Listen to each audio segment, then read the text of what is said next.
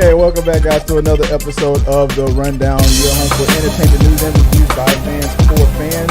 I'm your host, Chris Fagan, and I just finished watching the Secret Invasions. We're going to be talking about that, Flash, and some news that Sarah Connor is coming back for the first time to Stranger Things.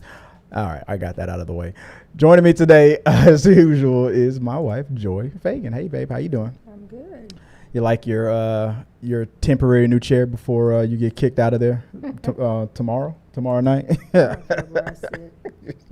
She's like, I don't care. Next to my husband, away from my husband, it does not matter. Oh, yeah. All right, guys, let's get right into it. We got some things to talk about. I want to really get your thoughts on what's going on with the whole Flash movie. So that out of the way, let's go right into the current. Babe, what is the first set of news while I stall to get us current? Well, this was a buzz actually last week, but I guess it wasn't official. That Tyler Perry buys BET and VH1 for $400 million. That's it? They didn't haggle? They said, oh, you rich. And they said, what, for the first time, this is the first time that VH1 would be owned and operated by a person of color, black man. And BET for like 20 It's been 21 years. Yeah. It said the first time in 21 years. I forgot that it was previously owned. I just remember growing up, remembering that BET was owned by a white man. Black Entertainment Television, owned by Rick. But but he bought it. So obviously the protege, Oprah's protege, is doing it big. Tyler Perry's like, look, I can buy everything. I mean, what do you think it's going to be? Production studios. He's got all kinds of. I mean, but is it going to just be Medea marathons every day? No, he's got his own. He's got his own network out there. He's got that studio out there in Atlanta. Yeah. So he's got his own. He's got it big out there. So I'm not surprised. He went out, bought BET, bought VH1. Question is, it's still going to be as crazy as it is now with everything just reality shows. I guess for the next 2 years that's all we can do anyways. Yeah. But so is it going to be any original programming? I mean, he has a lot of original TV shows that he's done. I don't think they might have. I'm not sure what network they were on. Maybe they were on Oprah's. The own network. Yeah, the own network. So maybe he'll start putting stuff like that. Yeah. On there. He's like, you don't own me. I'm gonna go on my own. So yeah. I mean, he's been had his own studio, but like I said, it was more probably like a mentor-mentee kind of a thing with that relationship with Oprah. But now he's in the position that Gail probably thought she was gonna be in. But hey, that's cool. Let's see how he handles it. I mean, Justin said they'll just rename it MET. Medea T. Yeah, yes, exactly. You look at on his face. You know that's what he gonna do. You know it's gonna be the Medea show all day, every day. Let us know what you guys think about. Yeah, any more of those Medea jokes? Yeah, keep them coming. I want to see that. Oh man, it's not this. What's going on with my? I'm not seeing your chats. Okay, I had to do something. All right. Yeah, it's not animated on here, but I can see it now. Okay. Let's go to what's the next topic of the day, babe? The first images of Netflix's Avatar: The Last Airbender look great. You didn't watch the cartoon, did you? Did you watch the M. Night Shyamalan movie of The Last Airbender? No. Okay. You should probably watch the season 1. Avatar is about this. I don't know if you know remember the basics of it. I've seen the Avatar. Them on and the kids. Yeah, I've been watching it with the kids and stuff. The Avatar, the spirit of the Avatar, where there's a Earth Nation, Earthbenders, Firebenders, Waterbenders, and Airbenders, and then there's an Avatar that can control all the powers. And then when it was supposed to go to the Airbender Nation, the Fire Nation decided to try to commit genocide and kill them all to try to prevent the next Avatar. I guess to make it permanently kill everybody until the Avatar is only in the Fire Nation. I guess I don't know, just take over the world kind of a thing. But the first season was geared towards kids. It was a little silly. It probably wouldn't have been your cup of tea. But the second and third season, it got pretty adult. It got pretty. The drama kicked up, but it was the comedy of it was great. It was overall entertaining. Everybody agreed. Mostly, I'm sure it had great ratings for the series. And then when M. Night did his live action, he pretty much screwed the pooch on that and whatever that statement really means. Brianna says, "Do not watch the movie. Yeah, maybe the show or some recaps, but not the movie." Yeah, a little less M. Night, a little more Nickelodeon is probably what she should be saying. But this the first images that came out with one. Okay, so one of the things that M. Night was criticized for was for not making pretty much anybody Asian when this cartoon is heavily Asian themed. It should have been all Asian characters.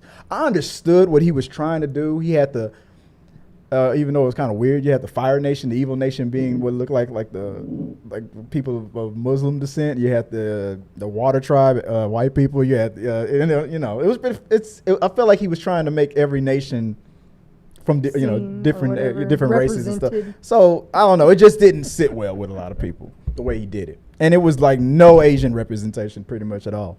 But now they're gonna fix that, and it looks from the pictures, they do look like the characters. I mean, especially the Saku, is it Soku? The comic relief dude that becomes real serious towards the end. He really looks like his cartoon. I can put him side by side, but everybody. So this is all we got from Nickelodeon, from Netflix. Just these released images. But for us die-hard Airbender fans, it looks pretty good. So I don't know, not much there. Just some pictures. That's all. All right, babe. What's next? We're going to move on fast. Linda Hamilton joins Stranger Things season 5, the final season. Okay, I know you want to talk about this one. What do you think about this choice? Well, I mean, we already have seen her on Resident Alien. Yeah, I was just thinking about it. She's a bad guy, so I'm like, is she going to be a bad guy? I wouldn't say villain. I would say, and she was like an antagonist, right? I mean, she wasn't really bad. She was just driven, I guess, based on what she experienced as a child. Her father was killing people. Yeah, but I mean, she's got some issues with these. We know in the last season of Stranger Things, the doctor person, her papa, died. Mm-hmm. She killed him. Mm-hmm. So I'm wondering is this like a replacement papa head? Person that's trying to take 11 down. Right. Oh yeah.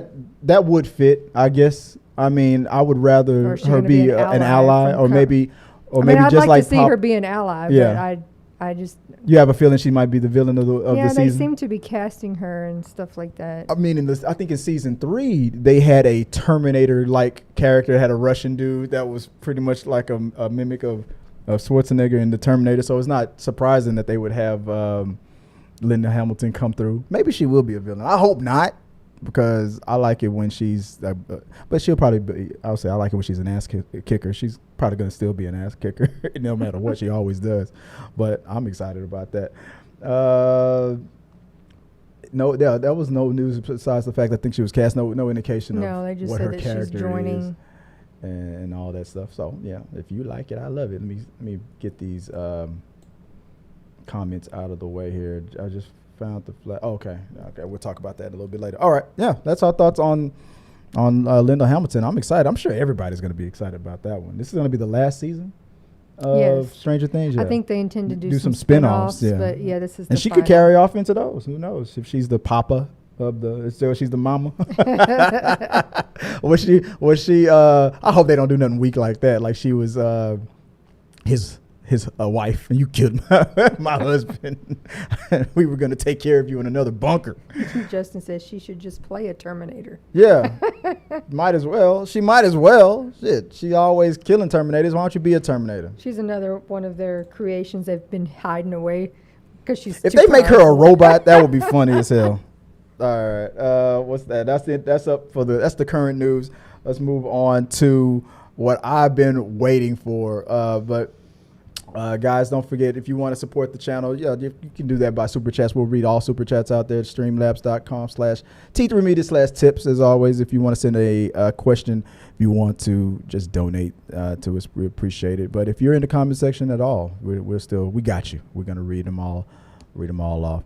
Don't forget to vote on the question of the day. I think it's what grade do you rate the Flash movie? If you saw because we're gonna be talking spoilers about the Flash a little bit later. So if you want to get more specific with like A+, B+, C+, C-, all that good stuff, put it in the comments and I'll highlight it. Before I move on, there was more announcements. I think I just flew right through it because I was just excited about the show. So a minute ago, last week, the week before, I announced a lot that we were going to be having like viewer comments, voicemails on the channel. And I tried to do that through the Spotify page to promote the podcast.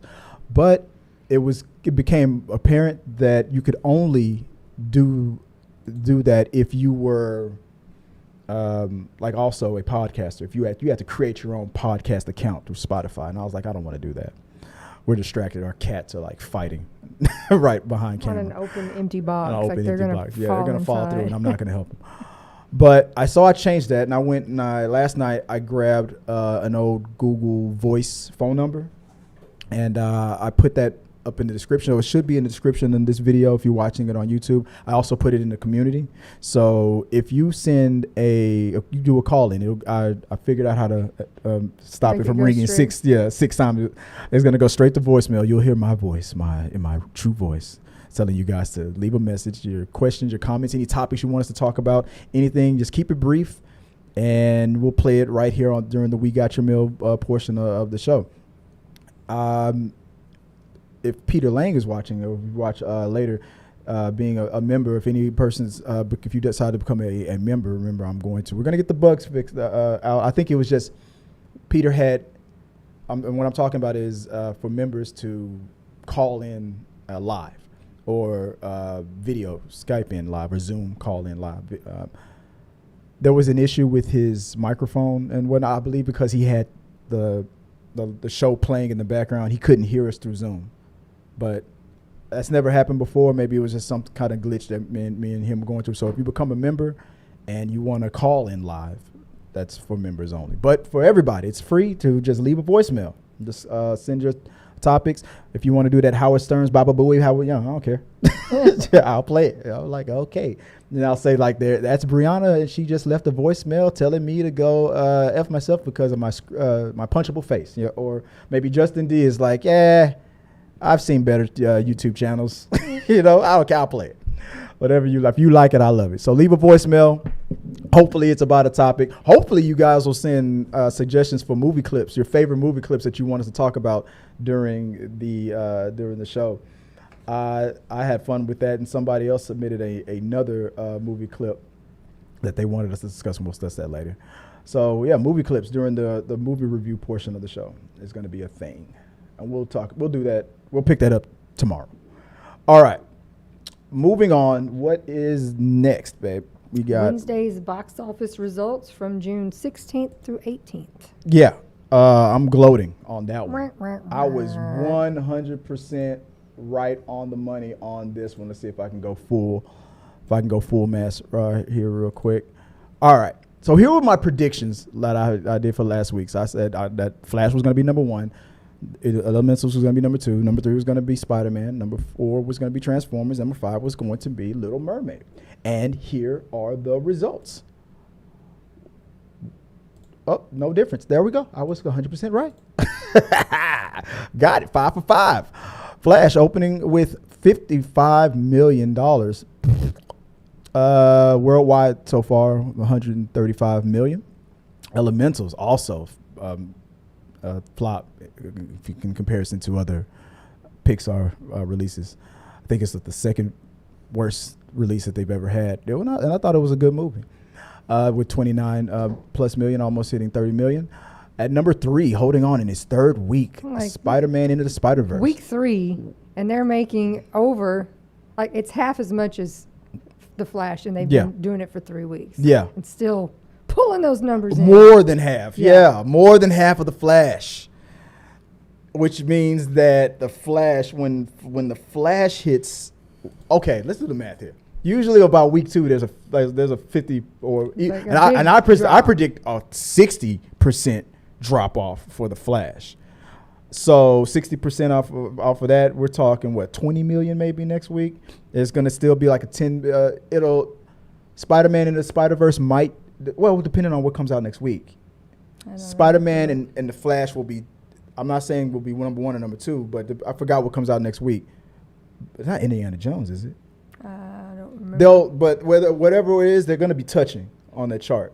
It might be number 2, number 3, or number 3 or number 4, but they're going to be right next to each other. That's my prediction. I'm sorry, I got distracted there. On the second week, Transformers only hit 20 million, a little bit over 20 million, and then on the second week, Little Mermaid with 11 million. But worldwide, Little Mermaid is about to hit. It's gonna end off with over $500 million. People trying to call that a flop. No, it's not. No, Little Mermaid is not a flop. It's going to cross the 500 million mark. Justin D says, and I didn't know because I don't look at all the stuff, that the Flash is a bomb, but Elementals is a bigger bomb by far. They had the same budget as the Flash. So maybe they had the same budget? I don't know. So it says maybe Pixar needs to reboot. No, really the same. I gotta look that up. Like look up those budgets. If that's true, that's crazy. Because I thought Flash was way over budget with the delays. You have to also take in the fact that this thing has been in production hell for the past 10 years. So that also costs more. So even, maybe the overall budget was the same, but if you factor in those delays and all the different directors they had to bring in. $200 million. Both of them got, dang. That movie cost $200 million to make. Elementals. I liked the movie, but somebody walking around with $50 million in their pocket. I'm sorry. What? $200 million? The effects were beautiful. They did a wonderful job with everything. And to talk about Elementals for a split second, real quick, one of the things that people were kind of upset with was the fact that the Elementals was not one of Pixar's like traditional types of movie. There was not a clear villain, like how Sid was the villain in Toy Story, how in the Incredibles, you have a villain and whatnot. And I was thinking, it makes sense. There was no, but technically or maybe it was the fact that combined with there were no humans in it. Because I thought about that. I was like, well, In and Out had the same kind of a theme where your own worst enemy, the villain is within, it's your emotions. And that was an amazing movie. It was well received. But it had the human element to it too. So combined with those, that's probably one of the things that contributed to people not liking Elementals. But I enjoyed it. I had a good time with it. My kids had a better time than I thought they would with it. 2 out of 3 approved. All right. Moving on to I showed you my predictions. Okay, so I was right. I got it. 5 for 5. Let's see what my predictions will be this Friday. All right. Moving on to the next topic. What's next, babe? Mrs. Maisel review. Ooh. Cast Rachel Brosnahan as Miriam Midge. Oh yeah, well I put that note. I'm sorry, those were notes. We know who the people are. Yeah, no, that was just for my benefit, really. I put the cast out there because we finished the season ending of show ending the Marvelous Miss Maisel. I had to say, because and I'm excited the fact that Rachel is at Brosnahan, and that's why I put the notes there. Is in the running, or theoretically is in the running to play Lois Lane, because at first I was like thinking like what some people were saying in the comments, the person that's in second place on our chart, that lady that was I forgot her name, they were like, why her? But now I'm starting to think I would be okay with I can't remember her name, the Sex Education, the TV show. If you watch that show on Netflix, or was it Amazon, Sex Education, you know who I'm talking about, the actress that's pretty much, it's between Rachel and that actress. Now I'm 50-50 on both. I'm okay with either or. I'm more leaning towards Rachel because I love what we just saw in Marvelous Miss Maisel. She's in the same, if you like that 1950s era Superman, she could play that. She was obviously we're gonna have a modern Superman, but I think she could pull off I've liked that actress ever since House of Cards. I mean, she played a prostitute, but but she has range.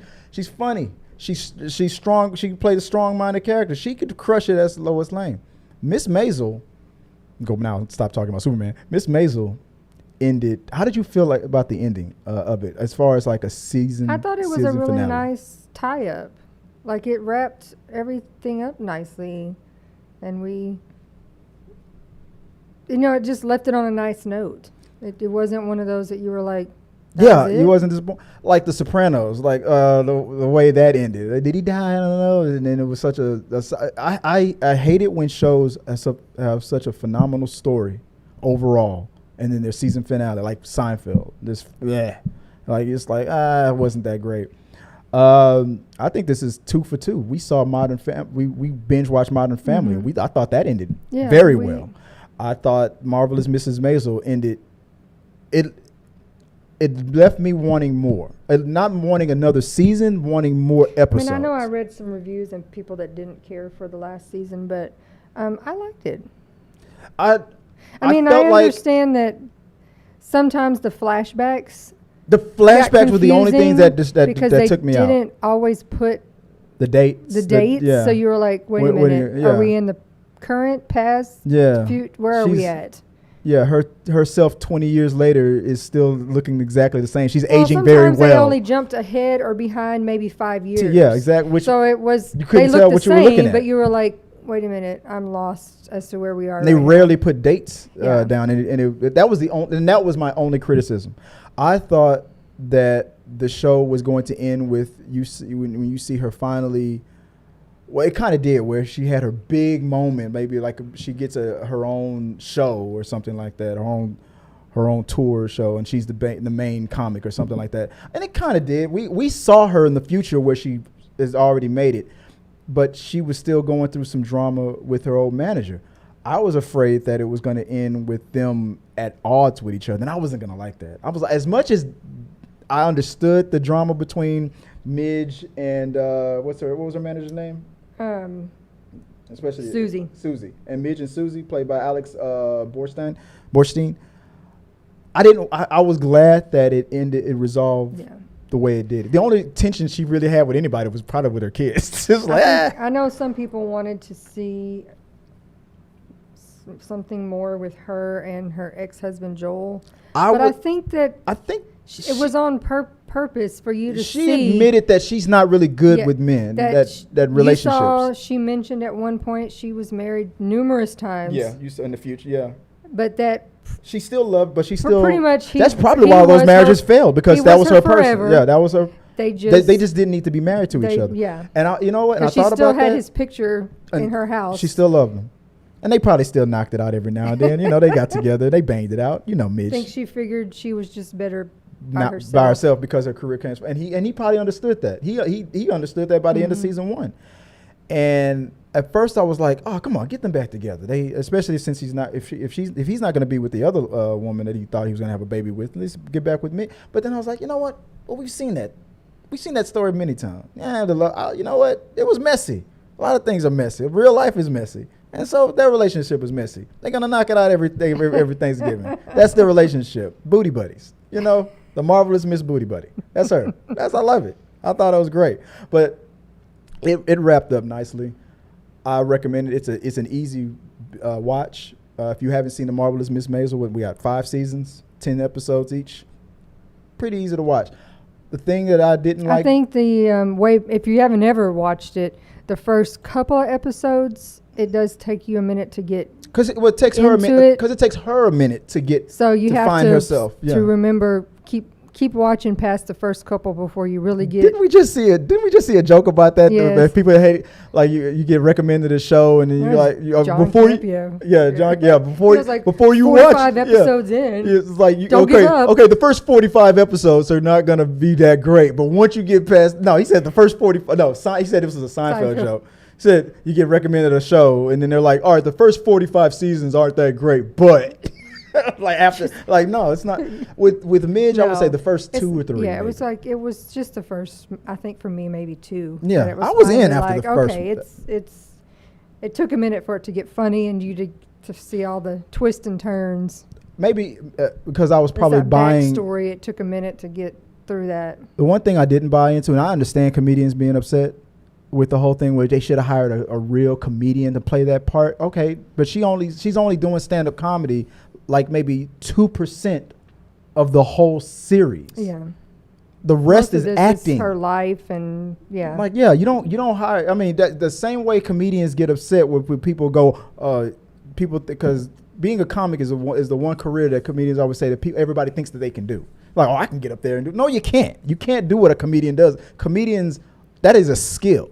But comedians that were protesting this series have to understand that acting is also, that not everybody has it. Not every comedian has it. Well, and there's a difference between comedy and acting as well. You can be a fantastic comic and sucky actor and not have the timing you need to act and be funny acting. Yeah.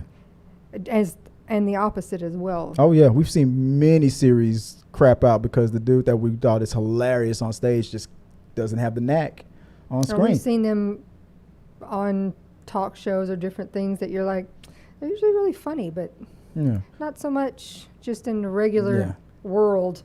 Yeah.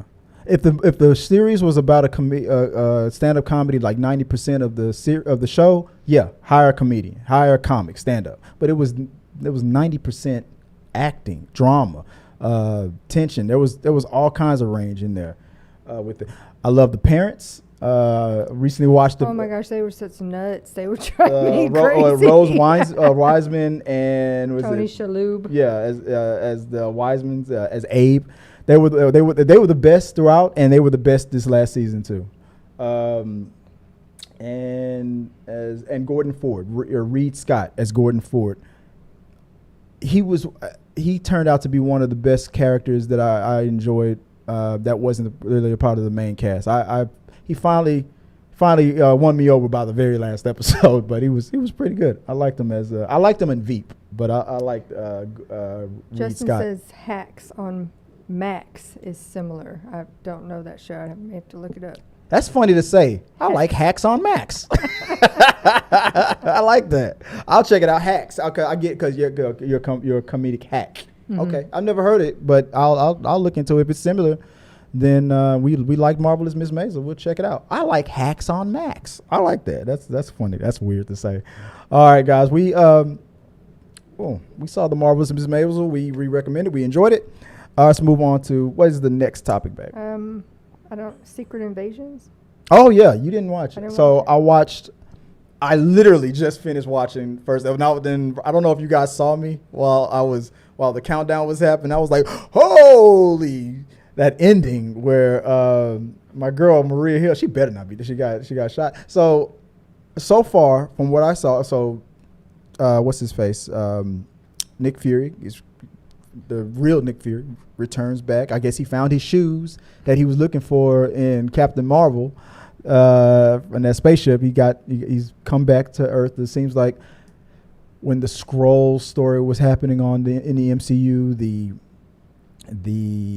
whole thing with them being like refugees and needing a place to stay, and then at the end it was like, no, we're going to find you your own planet and help you out. Now it seems that there's a new faction of Skrulls that are like, no, I think I like to stay on this planet, and let's get it.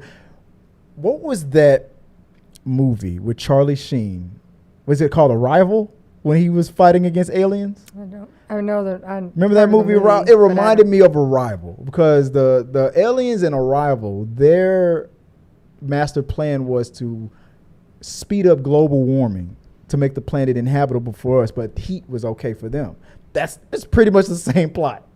It's pretty much the same plot, but I'm enjoying the cast. I enjoyed this. I'm glad that Nick Fury is back. I love.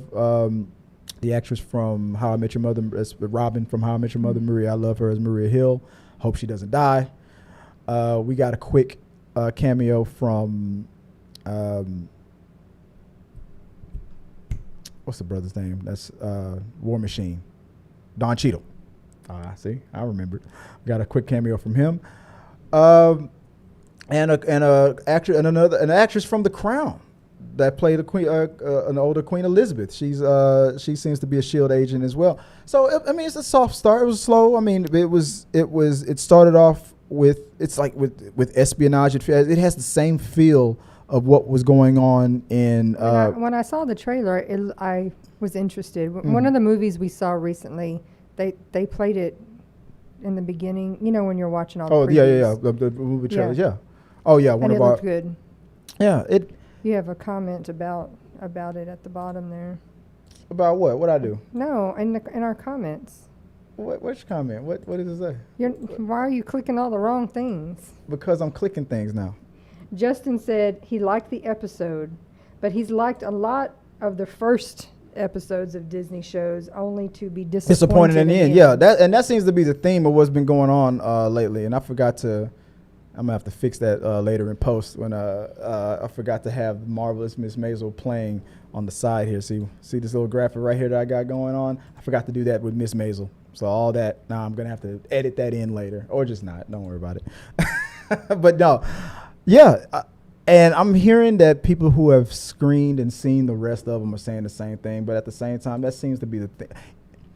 I feel like once the rest of these shows that gets the old Bob Chapek, during his era when he was forcing all this content for Disney Plus sake and messing up Kevin Feige's schedule and having him on 30 minutes of sleep a day. I still feel like we're coming to the tail end, the remnants of that. All that stuff is starting to fade away, and I feel like the shows that we're going to start getting next year, and maybe I'm just making excuses because I'm a Marvel apologist, but I feel like we're still kind of chipping away those Bob Chapek years. But I understand what you're saying, and I agree. But this was a good first episode. We have the same characters that were the Skrulls that needed that seemed like they were the bad guys, but they were just Skrulls that needed Nick Fury's help. That was in Captain Marvel. That the guy that helped him, that same Skrull, and his wife that helped him out in Spider-Man Far From Home. We didn't know that wasn't Nick Fury that whole time. And then they had a young daughter, and now she's grown up and she's being played by Khaleesi from Game of Thrones. So far, so good. It's got that secret agent man vibe to it. Solid episode. Hope it sticks the landing, but I enjoyed it. I have no complaints. I'm gonna probably have to watch it again because I was trying to watch it and keep my eye on the show and whatnot. So I don't have too much to say about it. I just didn't want too long to go without talking about it.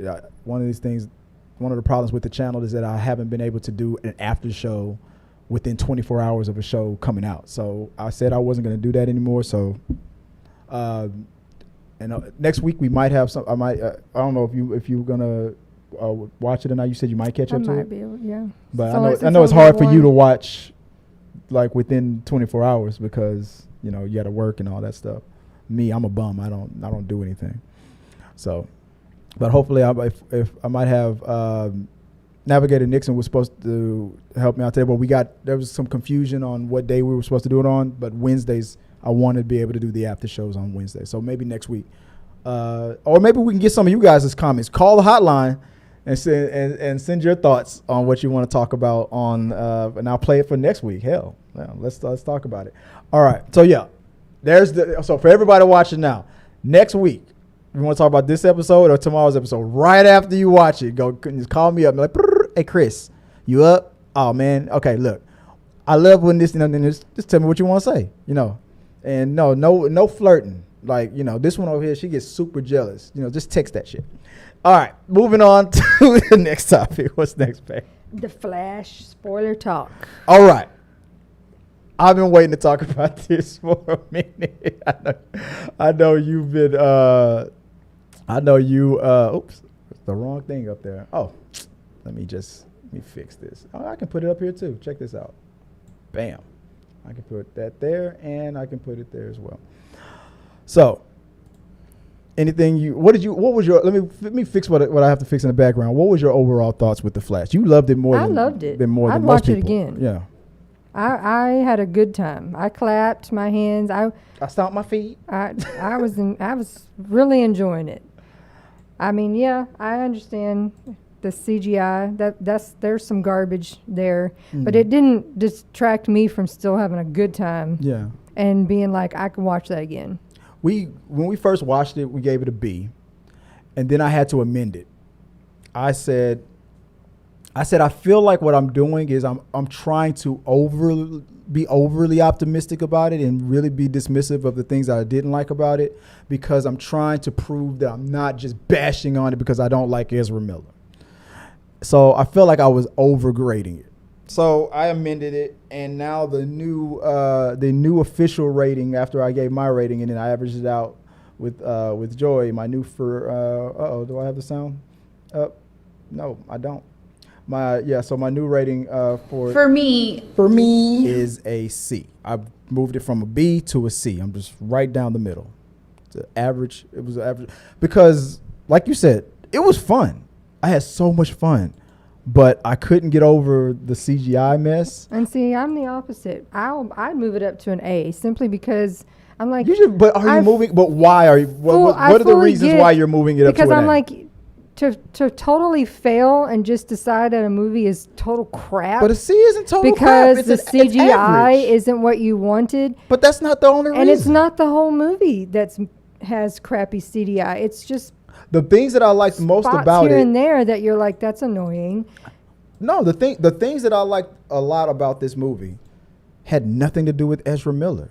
And to me, that was a problem. Let me get this out of the way. What the hell? Why is this in the way? To me, I felt like that was a huge mistake. I mean, I would say, hey, why do you like this movie so much? Oh, because what's his name is back as Batman, and and everything that the director did with these Batman scenes, whether it was Ben Affleck or Michael Keaton, was amazing. The things that I would start with would not be Ezra Miller, even though Ezra Miller's acting. I love the emotion that he brought to it.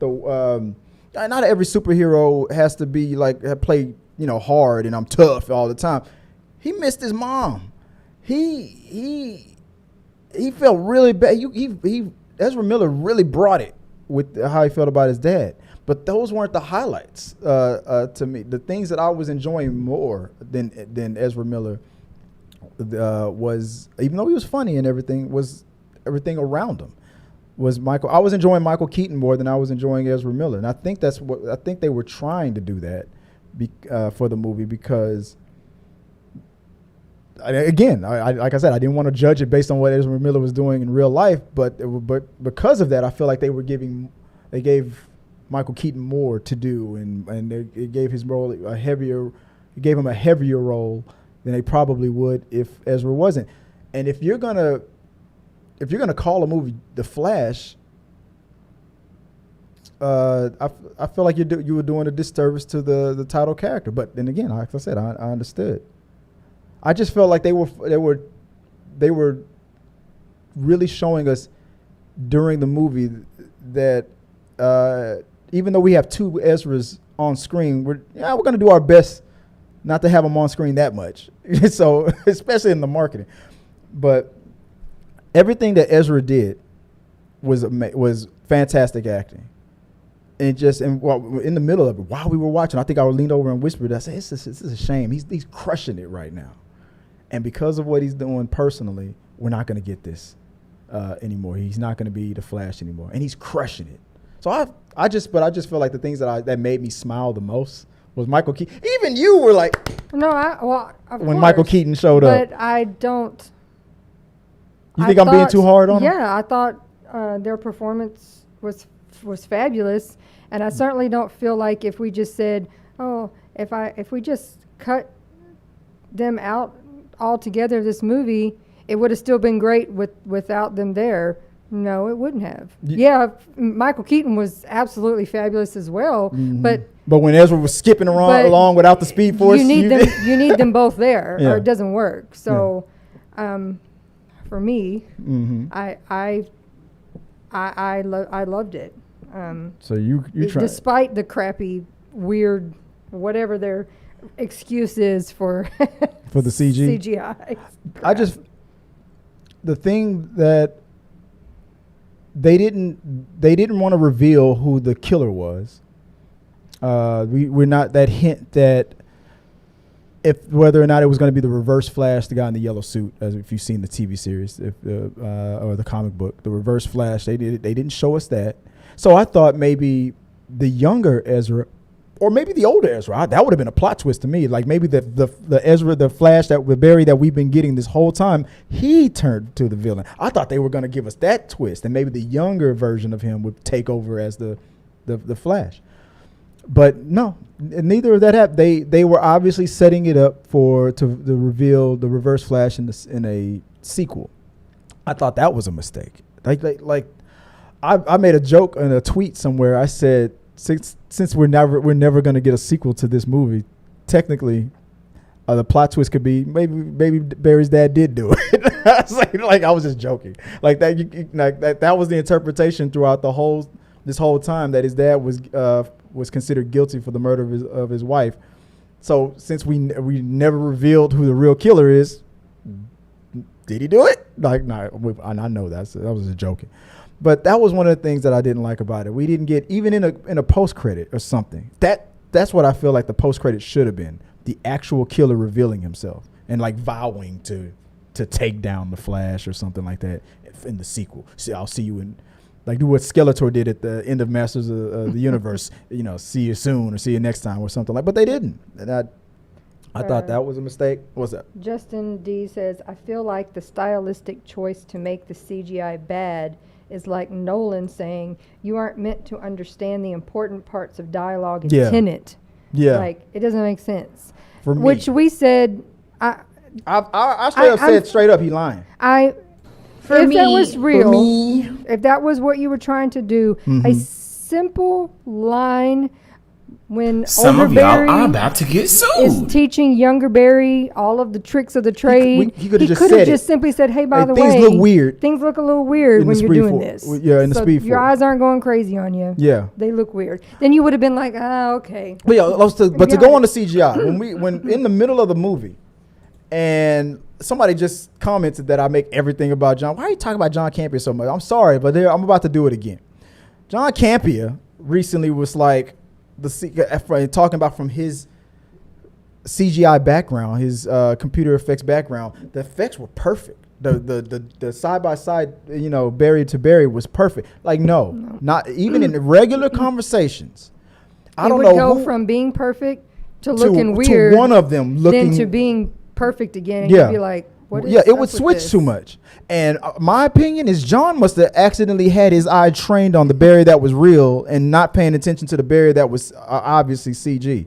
And Ray was trying to tell him, like, no, there was some scenes where it looked messed up. He was real forceful, like, no, I don't know what you're talking about. It was perfect. It was the best CGI. No, Tom Hardy's Legend was some good, character and character act. Hell, even the Jean-Claude Van Damme, when he had his twin brother in there, looked better than that.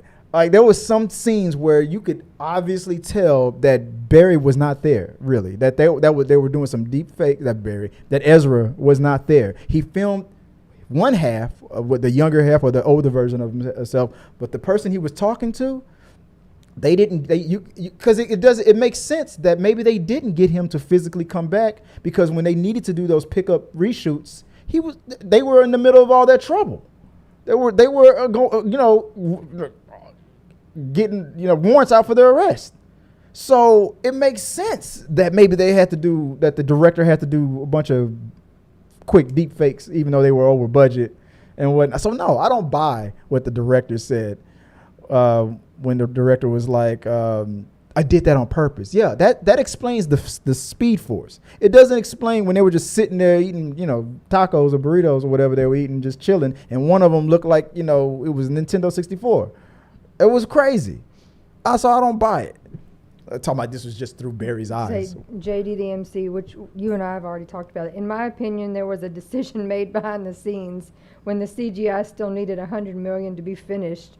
And they just said, we're not spending another cent on this because we don't even know if we're going to get to put this movie out. And everybody's theories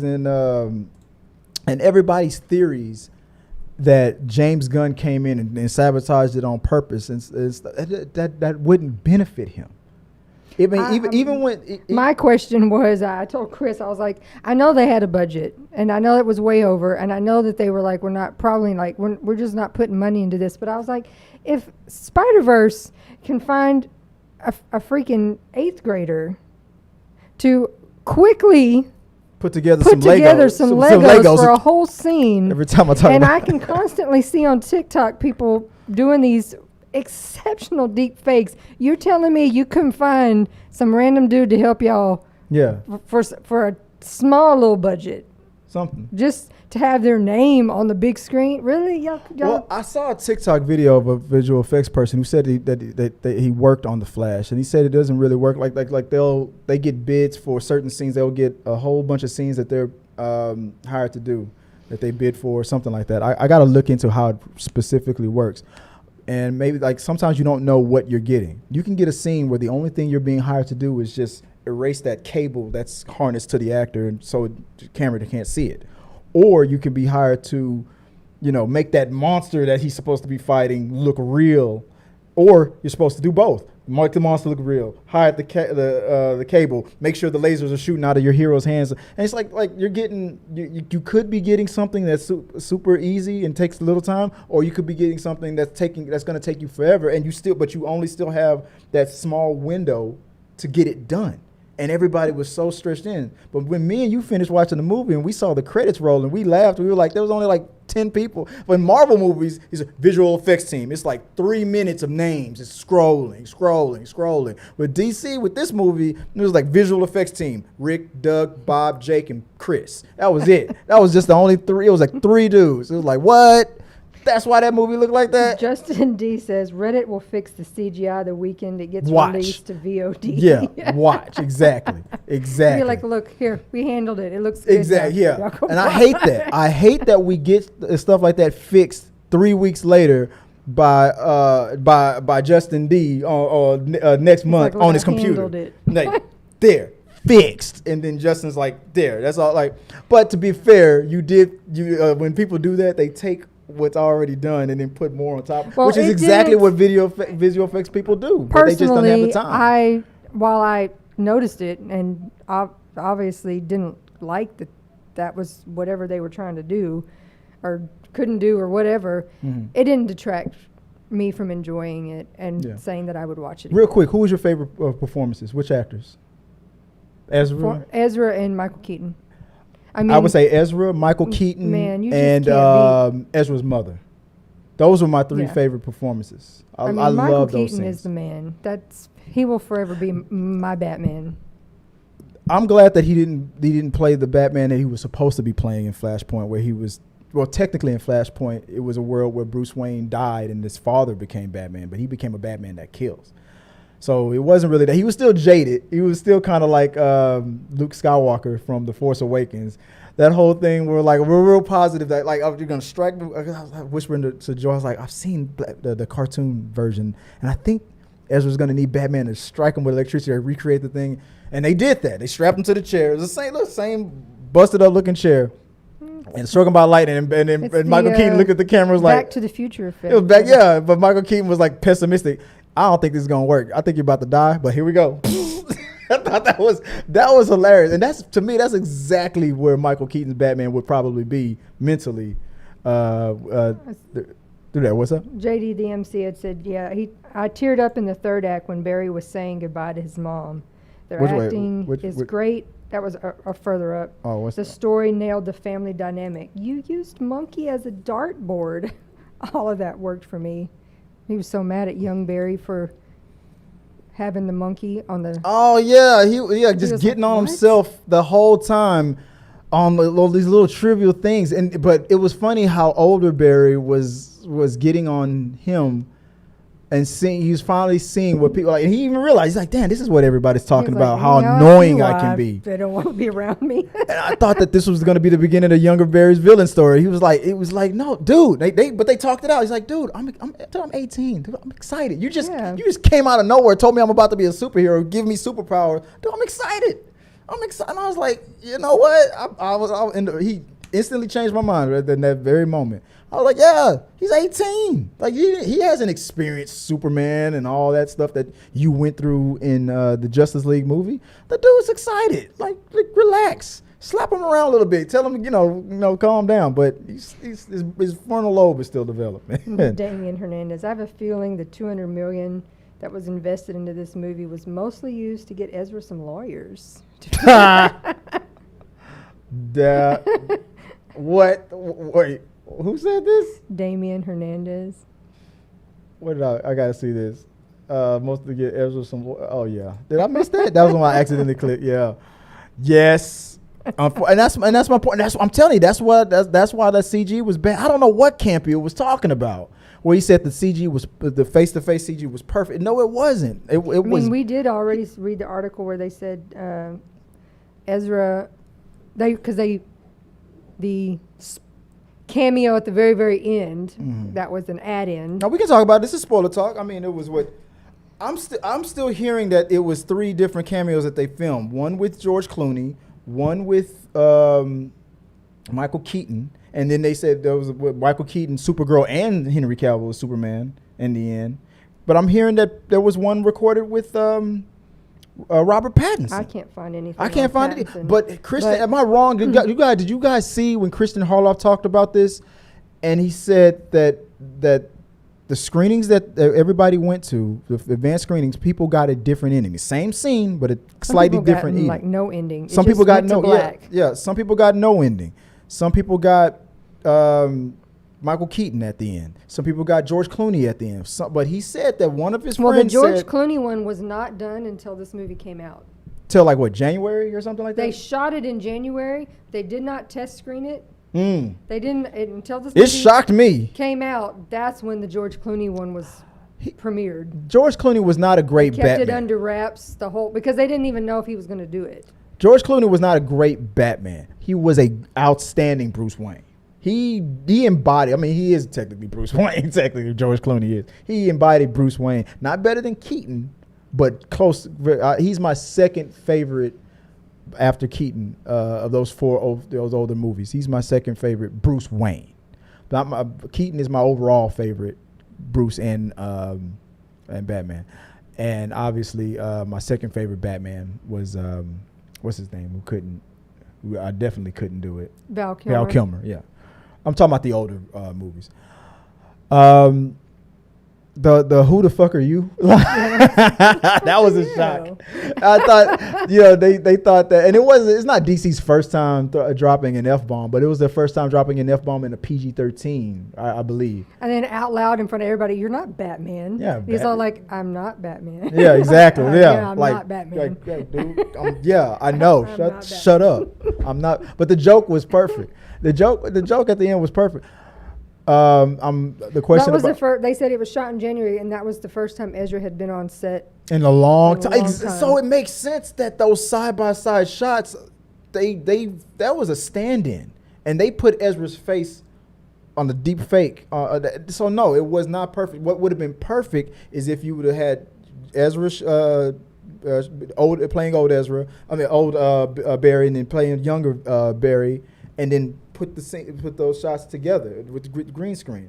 But they didn't do that. They deep faked. I don't know what Campbell was looking at, but his eye must have been on the real, accidentally like defaulting to the real Ezra every time it happened, because there was some scenes where it was obvious deep fake distortion, and they weren't in the Spider-Verse, inside the Speed Force. Justin and JD the MC have a problem with the fact that Michael Keaton is 71, because that is not believable that he could do anything at 71. That's why he was retired. I mean, say it to his face. I mean, you have all that ninja training. Okay, let's say if Bruce Wayne was real, you have all that ninja training and stuff and whatnot. You don't know what he's a billionaire too. You don't know what he's injecting himself with to keep his muscles and stuff fresh. Fair, I knew he was. He had to be hyped up on something. I really didn't realize he was 71. Yeah. I thought he was like 60. Yeah. Something, and then I was like, oh crap. Yeah, he could be playing he's a 71-year-old, but he could be playing a 63-year-old Bruce. That's what he could have been playing. But you don't know what he was injecting himself with before he went out there. You don't know what chemicals you don't know if he bathed in a Lazarus pit to keep himself young like one character does. You don't know if he stole Bane's. He was throwing it. Let me put every bit into this last hurrah. Yeah. And then he died anyway. Yeah. So, see? Yeah. He's like, I'm put it all out there. I mean, there are some old men out there who do yoga and run every day who still can move. Arnold Schwarzenegger still body. You would believe still, yeah. He can still move. He's not as fast as he was. Now, I saw him do a clip the other day, and that was pretty damn funny, where he was lifting weights and stuff. And he was like, after a while, you're finally just like, man, I'm fucking old. Yeah, I don't want to do this no more. I don't look like I used to look. And I'm never going Damn to. it. Yeah. I got old. And I'm like, yeah, man, I'm not even your age, but I feel that already. Rumors about Kali, the young lady who played Supergirl, that she's in talks to possibly continue on as she looked great. Yeah. I mean, I don't know much about her, but she looked great. She did. Michael Keaton's explanation on how the multiverse works was better than any movie really ever. Any MCU, every explanation of the multiverse has been overly complicated. The spaghetti thing was a perfect analogy on how some timelines move in the same direction but kind of veer off. Other timelines, they can cross over, and at this point it's 100% the same, but it's still going in a totally different direction. And the way the spaghetti just plopped down and was doing exactly what he was talking about. And he goes, and then perfect. You throw the sauce in, and now you got a big. Now you went back in time, pour the sauce on it, fucking up. Like now you all this over a can of tomato sauce. You leave it alone. It's you got Ben Affleck. You put the can in the basket, you got Michael Keaton. You put the can on the top of the shelf, you got George Clooney. It was crazy. This was the spaghetti sauce verse. Of course, people are like, "Oh, does that mean we get George Clooney back?" Like, no, I don't think that was the point. I know it means that this Flash is that to me. What I don't know what Tyrone Magnus was talking about. Like, this does not kill the Snyderverse. To me, it was definitely a proof that it killed the Snyderverse. It means that Ezra Miller, that Ezra that we saw, that Flash that we saw, is trapped in a timeline where George Clooney is Batman, and we're never going to see George Clooney as Batman again. So if Barry is stuck in that timeline, he's like, close enough. Damian is not feeling Supergirl at all. I bet you she was standing. He would like to apologize to Halle Berry because she was better as Catwoman than this girl was as Supergirl. Get out of here. Catwoman was horrible. Even Halle Berry with her Oscar in her hand would admit that you wrong about that. George Clooney has always said, "Oh yeah, Batman sucks." But when I was Batman, that was all bad. Yeah. Her not being blonde and whatnot. I think maybe it was because she was injected with the DNA of Krypton, made her hair keep her hair brunette, keeping it. I think the reason why they showed me a comic that there's been versions of Superman's daughter or something. Or a Superman if Superman was a woman and Batman if Batman was a woman. They kept her hair dark. I think they were paying homages to those comic books as well. There could be some explained reasons why. The ultimate thing is they were probably just trying to get it as close to the Batman. The Flashpoint as possible, because technically that should have been a very thin, very malnourished Clark Kent. Kal-El. That's who they should have found if this would have been the Flashpoint that we should have got. But they decided to just make it Supergirl because I feel like for two reasons. Let's just throw Supergirl in there. People have been asking for when is there a Supergirl going to come in, but who knows and then you did get the proper Supergirl in there later on with the cameos. Superman that died as a baby, he could have been blonde because she's. That would be funny. That would have been funny if that Superman was blonde and I would have hated that. I would have hated it. He's like a Homelander. Yeah. That's why Jor-El killed the baby. It's blonde. Ugh. Kill it. But ultimately, I think the reason why she was a brunette was because they were just trying to get it as close to Flashpoint as possible. That was just I just think that was a style choice. I'm not gonna make that girl dye her hair. And then we got a blonde Supergirl. We got all those little Superman and Batman little cameos, and flashback, yeah. we got Nick Cage's that Spider. And I saw a TikTok where Kevin Smith was like, he backed off of his of his bit, like calling that producer that came up with that Spider idea years ago. He's like, God damn it, that did look good. He's like, all these years I thought that was gonna look stupid as hell. Like, I think I owe that dude an apology. He might have been right about that spider, because that fight scene, that spider, I was like, I was looking at my wife, I was like, oh my God, there's the fucking spider. There it is. John Schnepp somewhere, be smiling if he could see this. But Kevin Smith was like, he was joking that when he saw the movie with his wife, he was like, that's my Superman. And his wife was like, I know. You've told this story so many times. I know. And then when he saw the movie again with his daughter, by the way, that's my Dad. I know. I know. Pleased to see Christopher Reeves. I thought it was going to be Brandon Routh. Because I grew up on all of those Supermans. Yeah. Many, many times we watched. I'm glad they got And we didn't even go to the movies very rare in a movie theater, very, very rarely. But those movies we saw in the movie theater. If there was any moment they could have just thrown the Flash from the TV show in there, it could have been there. They could have just threw him in there, even if he just panned by real quick. Justin D said Sasha. That's the Sasha Calle will probably pop up in Fast 11 as the long-lost nephew of Letty. You ain't never lie. Watch. 100%. 100%. He's going to be the man. You are writing gold right now. That is awesome. That's what should happen. All right. The Flash. We'll move on to the We Got Your Mail portion of the show. But yeah, that's overall. I felt like I was going, okay. Can we agree about B minus? Can we agree on that? How about, you don't want me to downgrade it to a C? B minus. Can we agree on that for the new official for me rating for The Flash? T3 Media Studios gives it an official. If you're okay with it, I'm gonna give it a B minus.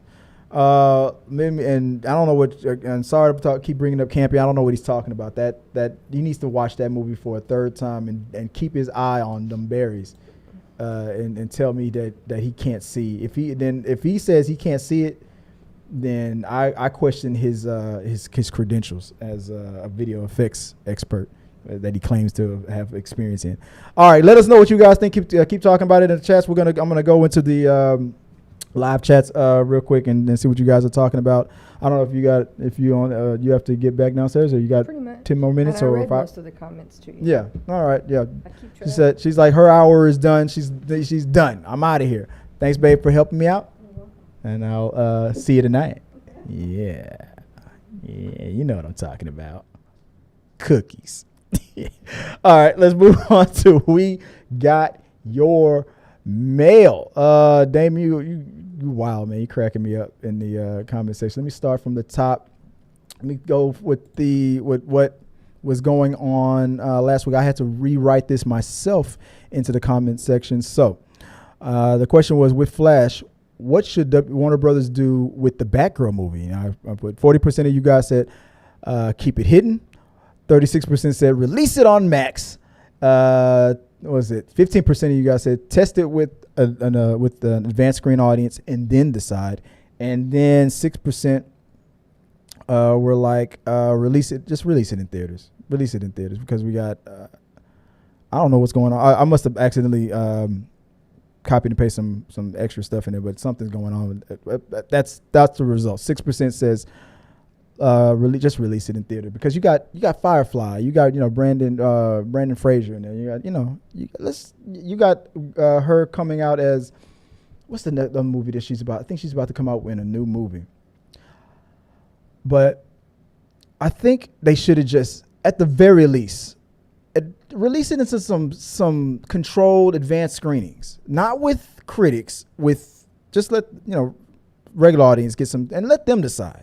If they come out and go, then you made the right choice. But if there's more genuine excitement for it, then release it, or just release it on Max. I agree with that, with the release it on Max thing. Another thing that came up from Ricky Ricardo 2208 says, it will all depend on what happens with the Blue Beetle. We're talking about with the Flash. It will all depend on what happened with the Blue Beetle. People know that his iteration of DC is over, but people will not get to see Aquaman like the first one. And he continued on and said, part 2 of 2, like the first one made money because of the universe was still alive, and it was the first Aquaman movie ever. I don't see that happening again. The brand is damaged, and I agreed with that. Yeah, the brand is damaged. People kind of know that it's over. There's no people are like there's no point because it's all getting rebooted anyway. Ezra's not coming back. Then we had from BGL Studios says that regarding Raven the Hunter trailer, I don't know why I got Morbius vibes. Who else got? I didn't. Now, I don't think Morbius was rated R, but when he talking about Morbius vibes, meaning that I feel like it's like what I'm gonna call that Transformers vibes. How the trailers were awesome, but the movies would suck. Now that's the joke with that is Morbius. Morbius is holding that title now. I didn't get that with Kraven the Hunter. I don't. At least I hope not. I mean, that drop of blood from the lion into the was that a radioactive lion? Was that Mufasa? The whole I said there was 3 DC things that they stole from in that movie. There was they had a you have failed this city type of moment. We crossed the dude's name off, and I forgot what the other 2 was, man. But I don't get Morbius vibes, but I understand what you're talking about. Moving down, I went to the top. I'm just going to scroll down to the bottom. And, you guys, if you don't mind, hit the like button if you guys haven't liked this video. If you don't mind, it really does help us out for this video. Justin D says, I found The Flash to be overall a fun movie, but suffered with the worst CGI I've seen in years and poorly done cameos, but loved Supergirl. I hope she is retained in the role. And yeah, you and that's why you and what's his name are fighting about that, because y'all have a different opinion about Supergirl. I like seeing her. I think I wouldn't mind seeing her some more. And I still think the director's lying about what happened with that CGI. We meant to do that. We wanted to. Then you should have distorted it more. I know John Campbell saying the same thing. Me and Joy said that when we saw it. It was like you should have had the faces like shift or shimmy, like you know how the Flash does the vibrating thing. Could have did that a little bit, like every few seconds, like kind of. They would have been like, "Oh, you still in it from Into the Spider-Verse with the glitching kind of a thing." But it would have been an extra something, an extra layer, an extra something that shows that the way we're seeing it is the way Barry is seeing it in the Speed Force. But it just did not work. I mean, because it happened in regular conversations outside of the Speed Force, that bad CGI. It just looked like deep fake stuff, man. It just didn't look that great. JD the MC says, A-. For me. Love it. Its flaws are pretty obvious, but they don't wear out my affection overall. So, A- from JD the MC. Justin D. A lot of D's in here. Get it? Can't wait for the Reddit cut of the Flash. Oh, yeah, we did mention that. Can't wait for the Reddit cut of the Flash where the deepfakes artists take the weekend to fix the CGIs. But yeah, they're going to have more time to it. Justin D. Continues. I'll be renamed MET Medea. She already read that. Medea Entertainment Television. Yep, it will. It's going to be 24/7 Medea heaven over there. Those kids will have their own before season 5 come out. You mean the spinoffs for Stranger Things, if I remember correctly what we were talking about. Brianna, what's up, Miss Jasmine? I would never. I said you would slap. Yeah, right. I don't believe you. I don't believe you. Justin D says she'd be a great Lois. I think so. I think Rachel, is it Brosnahan? I think she would make a great Lois. I think she would. I think she's I can understand them going not known not well known for Superman. I think I'd rather that. That's been the tradition. But for Lois, I wouldn't mind it being a name we know. I mean, not everybody watched Marvelous Miss Maisel. So she would, for a lot of the moviegoers, would be a fairly unknown as well. Sorry, they're acting. I teared up the third act when Barry was saying goodbye to his. I teared up in the third act when Barry was saying goodbye to his mom. His acting is great. The story nailed the family dynamic. You use Monkey as a dartboard. All of that worked for me. Yeah. They're acting. Yeah. Oh yeah. Oh, correcting. Yeah.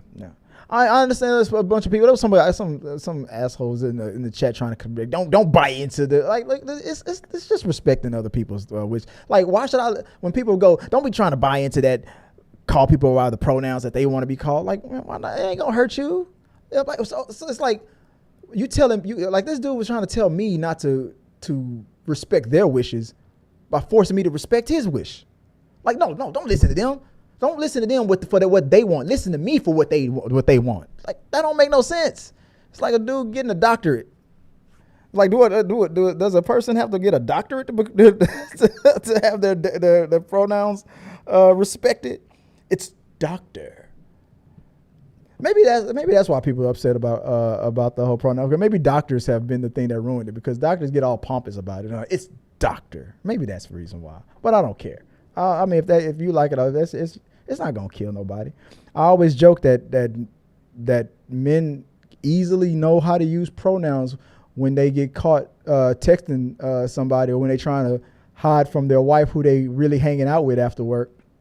You're hanging out with that work wife, and your wife is like, "Who are you with after work so late?"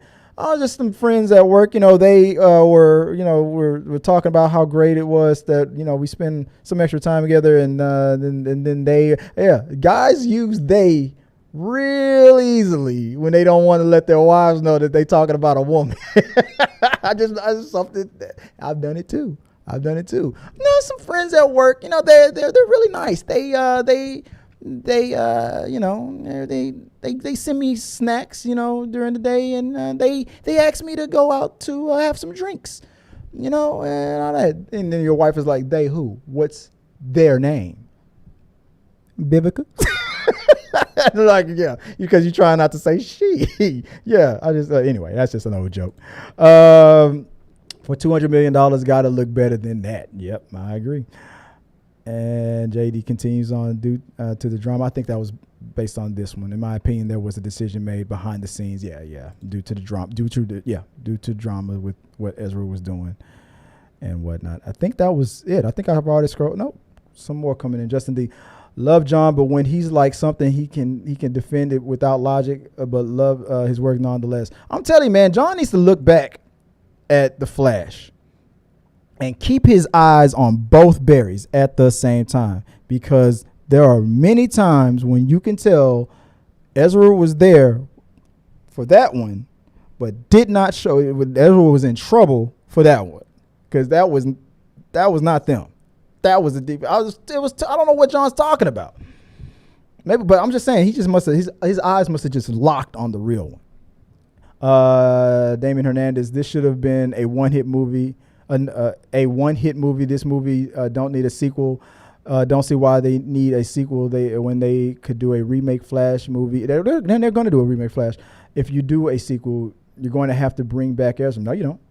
If they did, only way they would even consider bringing back Ezra is if this movie made like $2 billion. I feel like even if this movie made $1 billion, James Gunn be like, it's just Zaslav is decided. No, we are not gonna, because it's not worth it. It's just not worth it. And the fact that this we're in the spaghetti verse explains perfectly why Ezra is no longer coming back. And even if the movie made $1 billion, no, it would. I don't think Ezra would have still come back. Now, if the movie would have made close to $2 billion, I think Warner Brothers would have been like, listen, we all make mistakes, okay? Let the jury decide. Or that it would have been would have been the campaign of why Ezra is. No, I think $2 billion would have been the number.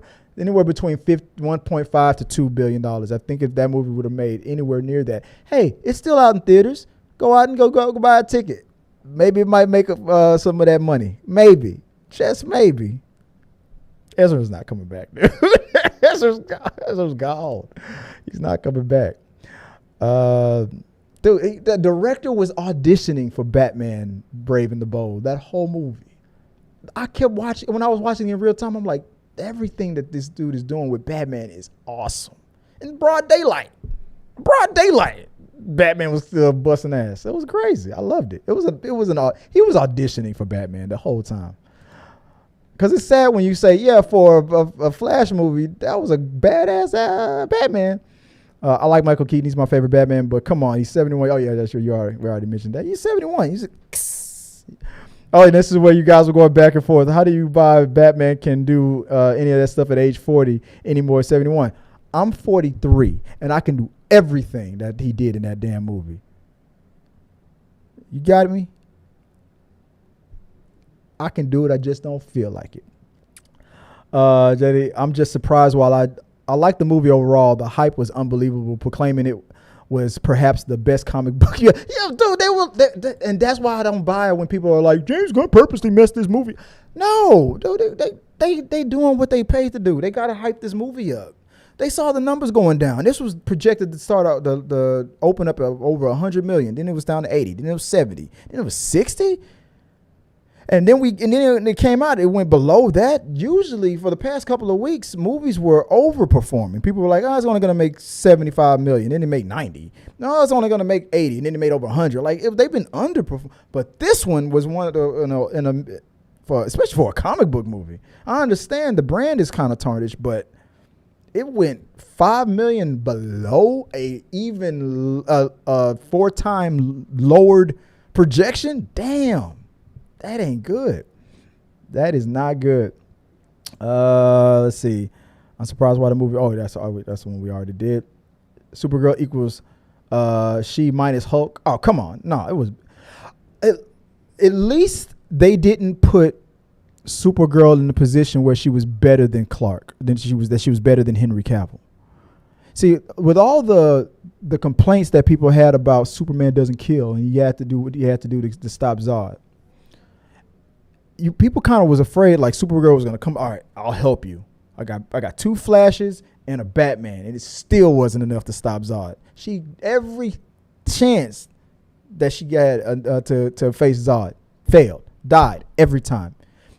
So they didn't do what a lot of people would have complained about. They were like, woke. They didn't do that. She came in. She looked like she was going to save the day. She was going to be like the Supergirl from the TV show, just going to come in. You know, we don't need you, Clark. I got this.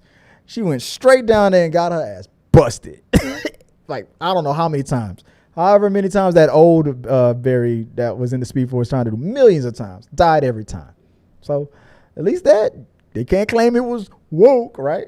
Because she lost. She got killed every time.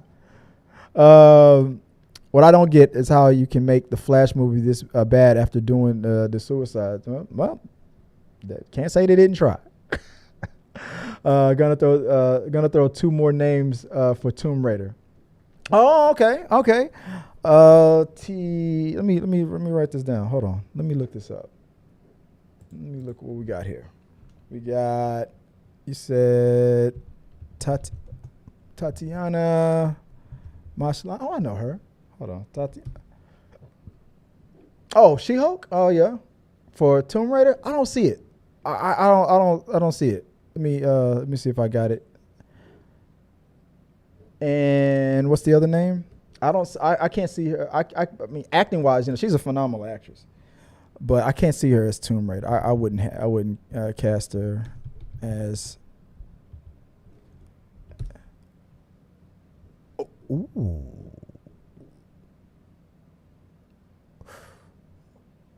What was that? Is that okay? I'll taste the soup. Where's the spoon? Aha. Yeah. Is that who I think? Yeah. Oh, yeah. From Ant-Man and the Wasp. What's in? Oh, yeah. Should I click? No, I'm okay. Let me not click on nothing. All right, man. Okay. Stop this stuff before you get me in trouble. Okay. I like that second choice. I like that. Guy likes that. Kevin Davis. Secret Invasion, good series. Did you finish it? Did you finish watching the whole thing? Did you see the whole thing? Hey, that's I've only seen the first episode. It was a good first episode. It continues on. Indiana Jones, Dial of Destiny is going to make money. I don't think so. And the projections are doing exactly what Flash was doing. It's getting worse. It's closer we get, it's getting worse. I'm just saying, bro. I'm just saying. Oh, let me close this poll out. Let me close the poll out. Let me see what you guys have said overall. Let me check out the poll for. Did I look it up? Here we go. So the final results.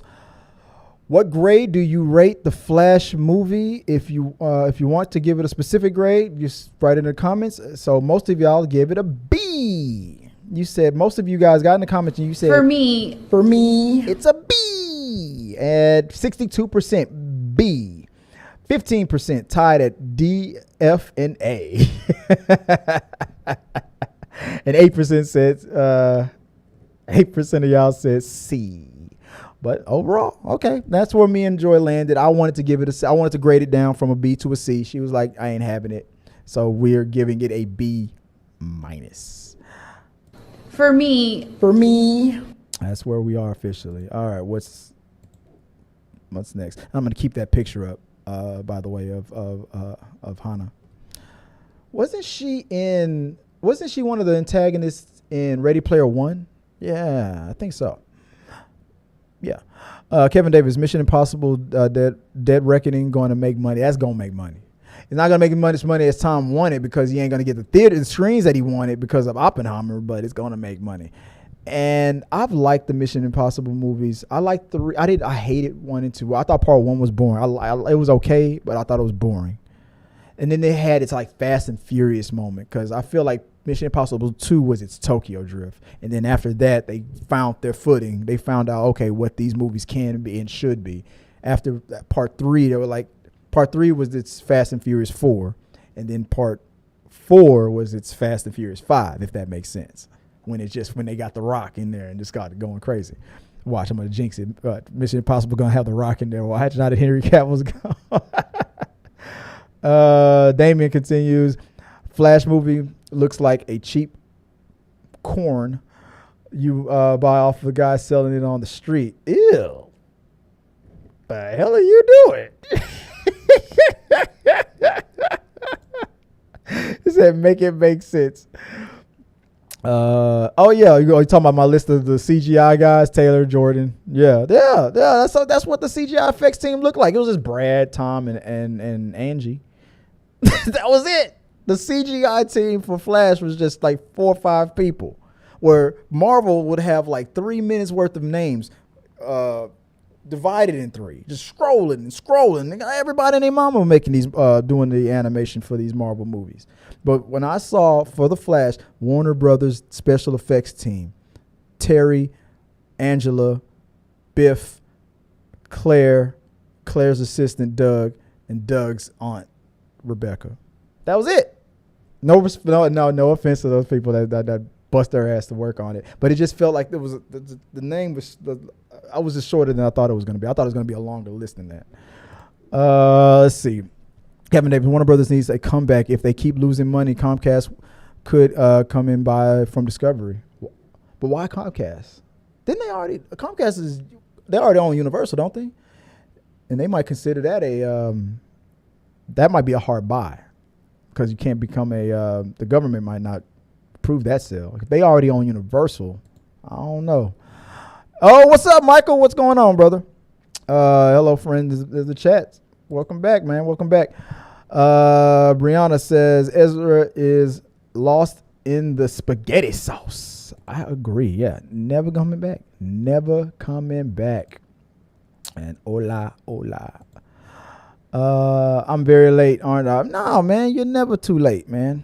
that profile picture makes me laugh. The way you like, it feels like you're disappointed in me every time you come up. Like I'm late, huh? I could have saved this chat if I'd have got here earlier. No, it's fine, man. If you like it, I love it.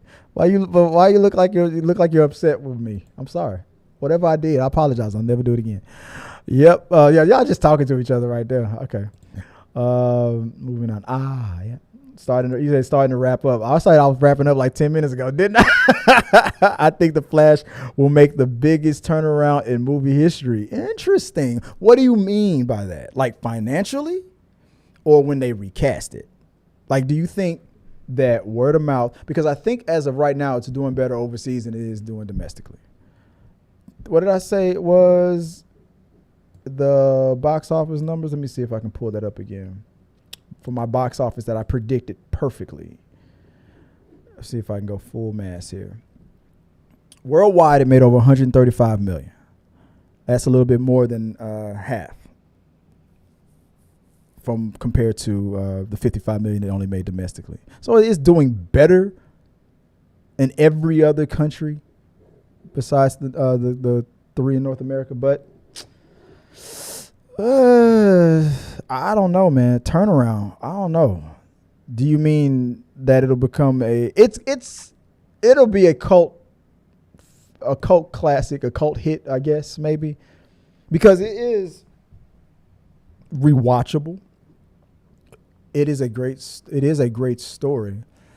It's just that when I just feel like if my top 3 things that I like about a movie is not even the title character, then I feel like it's a problem. I like it's Batman and it's Batman, and then it's like if Flash is number 3 on my list, then or even number 2, then there's a problem. I just feel like because he's carrying a movie. If the title character is not carrying the movie well, if Batman is doing most of the heavy lifting, then it should have been called Batman Flashpoint or Flashpoint Batman or something like that. I don't know. Flashpoint Batman Returns again. All right, now we're getting down to the nitty gritty. We're getting down to the end of it. Let's see. That would be wild. Let's see. Chris Elkins. I think the reason why the Flash movie did so bad, maybe because of the main star and what it was doing in the past 3 or 4 years.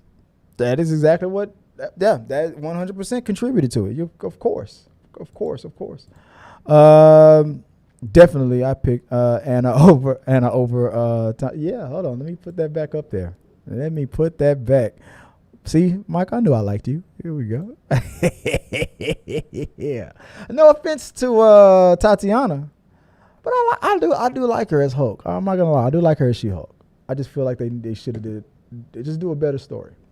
Or bring her into the MCU. I wouldn't mind seeing her in the MCU. I just don't like that whole Hulk family thing, even though I know she's his cousin. But the way they introduced the son at a barbecue, I'm like, what is happening right now?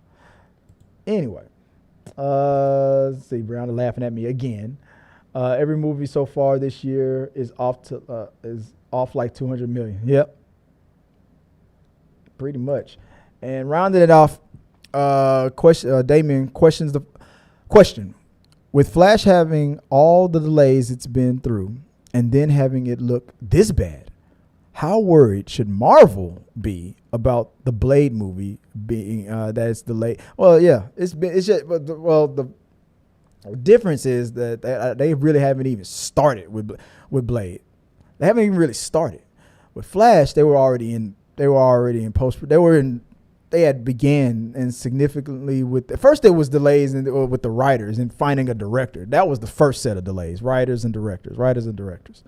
Then when they had already started filming, then the delays because of pushing stuff back, not including the pandemic, but then when Ezra was getting to the drama, yeah. But that was when they already had started filming.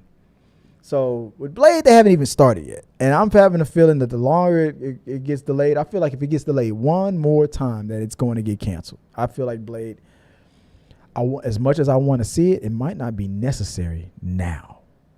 But it will be awesome. But Mahershala Ali ain't getting any younger. So, and on that note, Hannah John Kyman, ladies and gentlemen, there you go. Boom. It ended on a high note. Tomb Raider. I would not mind if that was. Have they cast the Tomb Raider for the series? If not, I pick her. That would be a good pick right there. I would not mind that. I wouldn't mind that at all. Lord have mercy. All right, guys. Appreciate you guys for helping me out in the live chat as always, man. You guys always make it fun, make it funny, and you get me through the day much easier. I will be back tomorrow. Don't forget, guys, when you go to the description of this video, or you go to the community chat, there's a phone number there. We're not doing the voicemail through the podcast anymore. Go to the number that's there. I believe the number. And from now on, I'll have it displayed maybe at the top. It'll let me see if I can find that phone number. If I can quickly display it right here without giving away all my stuff here. Let's see if I can find it. Click on it. I'm using Google. Boy, yeah, I'm cheaping it out. There's the number. Hey, Christopher, there you go. I got it on Do Not Disturb, so I can go straight to voicemail. There's the number, 281-406-1993. I was 13, baby. I was still listening to, Snoop Doggy Dogg. And you can leave a voicemail. Don't sing. Just any questions, comments, topics you want to talk about, leave it there. If you want to criticize my singing, go ahead, leave it there, and I'll play it during the We Got Your Mail portion of the show. As always, if you are a channel member, you can call in live. We're trying to get the bugs fixed out on that, probably through Zoom or maybe through Discord. And yeah, but if you just want to leave a regular voicemail, you don't have to be a member. Just call the number, leave a voicemail. Say, hey, Chris, you heard about that thing with that guy? What was that on Clerks? You remember that movie with that thing and that guy and that thing last year? That's just, and I'll know what you're talking about. And we'll just talk about it. Anything else I'm missing real quick? Everybody just saying goodbye. Yeah, I have a feeling Blade will be canceled too. Yeah. I got a feeling Warner Brothers needs a comeback. If they keep losing money, Capcom could buy them out. Is Comcast? Capcom. Comcast. Is this something I don't know that's going on? Is Comcast in the bidding? I mean, they just were sold to Discovery. But I don't know. Unless there's something I don't know about. I'll look into it because you keep mentioning Comcast. And I don't know, but I don't see it because I think they already have Universal. I don't know if that sale would go through. All right. Anyway, guys, appreciate you. And we'll be back again tomorrow. During the summer months, I'm only going to do the rundown Wednesdays, Thursdays, and Fridays. Maybe a Saturday here and there. So I have a meeting tomorrow. Oh, not tomorrow. This Saturday with some guys. Maybe there might be a Saturday episode. Maybe not. We'll see. But during the school year, when the kids are in school, the rundown will be a Monday through Friday show. But appreciate you guys. Have a happy, good day and sayonara. And